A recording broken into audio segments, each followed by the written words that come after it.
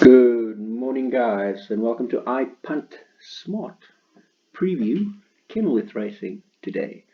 We start off with the first, and we've got a greedy in the form of Starboard.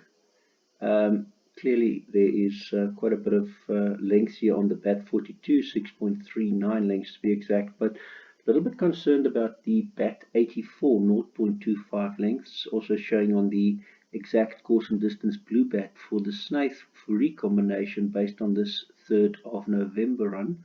So I think Crown Diamond at 7 to 1 or 9 to 1 is not a bad little backup option. There was some support on Starboard on debut, so I wouldn't be surprised. Grant van Niekerk has won four races on the 2 days ago at Keniworth. I wouldn't be surprised if Starboard does win, but I do think that Flashlight and Crown Diamond is the two biggest dangers, as well as Arundel. And in the bipot, 8 to 1 and brackets for the 3. Moving over to the second race, and here the Brett Crawford comments on the Brett Crawford website doesn't look all that great for Brave New World. He says it's got an each-way chance, and since it's got an each-way chance, it doesn't sound very confident. I've gone with 3, 6, 1, and 7. Brave New World, Gallica Baby, Fly to Rio, Greg Enion and Makotwa here with the best bomb rolls, adjusted time and speed rating, a nice 10 to 1.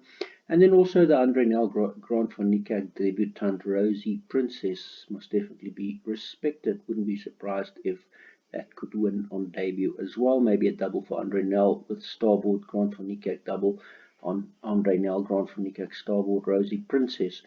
So first two races.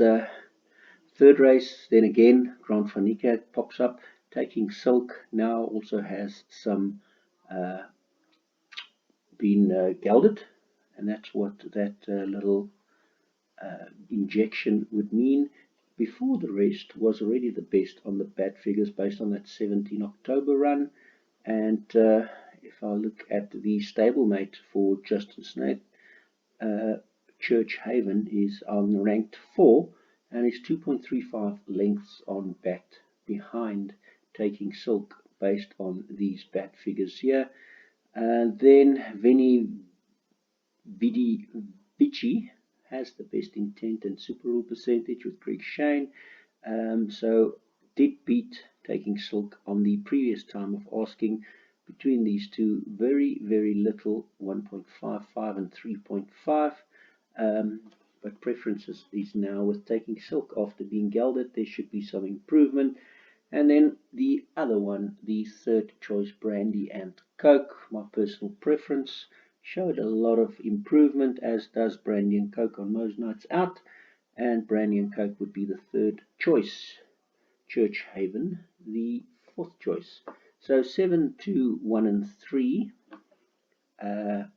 is the top 4 selections in this race. In the fourth, Andre Nel again, Grant van Niekerk again, Forgetful Girl.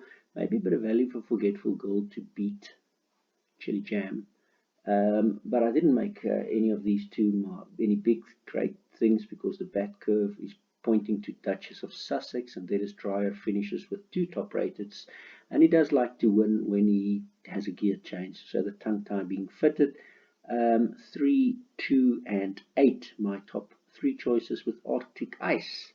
The unknown quantity here, red bats here, but about 5.5, 6 lengths ahead on that red bat, so could come and upset these guys here. 3, 2, 8, and 1.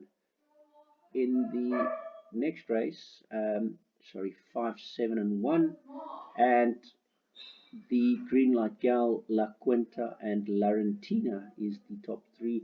These bat figures here does look like a lot better than these at the bottom, so maybe the only other one with potential improvement is Kathleen here, but taking a chance on 5, 7, and 1. Then the 7th race, Captain Tatters, Gainsford, Cartel Captain, Dennis Dreyer, and Elusive Trader. Those 2, 7, 1, and 4. 2, 7, 1, and 4 is potentially enough for the big 6 and the bipod as well. And then in the 8th race, Hail Columbia, the top rated. Um, the second rated, Line of Power, Greg Enion and Greg Shane at 10 to 1 here. Decent value at 10 to 1. Only a length behind Hail Columbia on these bat figures here on the 18th of November's run. And then the third choice, Gimme Aces, Justin Snaith, and again this Grant van Niekerk man that could just have another great day. And then the Fighter, Paul Reeves and Mokotwa at 14 to 1, best adjusted time, best speed rating, best bat curve. That is a potent combination at 14 to 1 to have the best adjusted time, speed rating, and bat curve. Unfortunately, the 13 races so far has produced 0 winners for adjusted time, speed rating, or bat curve. On the percentages, the highest percentage here, Gimme Aces on 31% of the 13 on Bumroll 42, and Bat 42, Hail Columbia on 31%, as well as Bumroll 168 on 31%. Line of Power, therefore, at 10 to 1 is maybe the best little each way shout on this occasion. 2974, and for the bigger perms, the 6 and the 8 Baltimore Jack with Aussie Noach, the best bat CD, exact course, exact distance bat. That's the blue bat that you find here on the lines. The blue bat here, the best one is the 3.75, and if I'm taking the next best one is a 3.75 to a 2.52 here on Hail Columbia.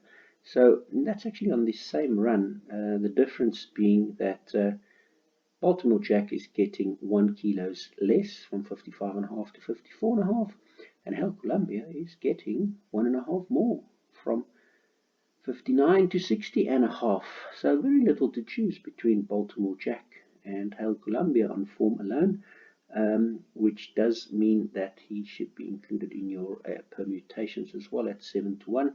I guess very little between these two to speak of. That is it for today. What am I looking at for the day in Keniworth?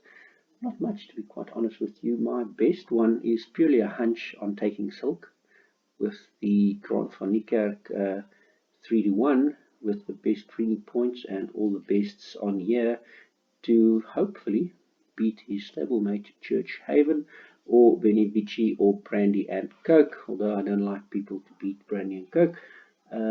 On this occasion I will take the Silks. And then the other one for me is another Justin Snaith option, and that would be Crown Diamond here. And this time I'm looking for Richard Fourie to beat Grant van Niekerk on Crown Diamond, purely based on this 0.25 on the 3rd of 11. It just presents value at 7 to 1, so it's my value bet with the blue bat 0.25 in this race. But otherwise, Keniworth is a dead bore for me for today, unfortunately. These are my exotics, but yeah, I'm not expecting the exotics to pay much in Keniworth. The preview for Grable to follow, where I do expect huge payouts. Stay tuned.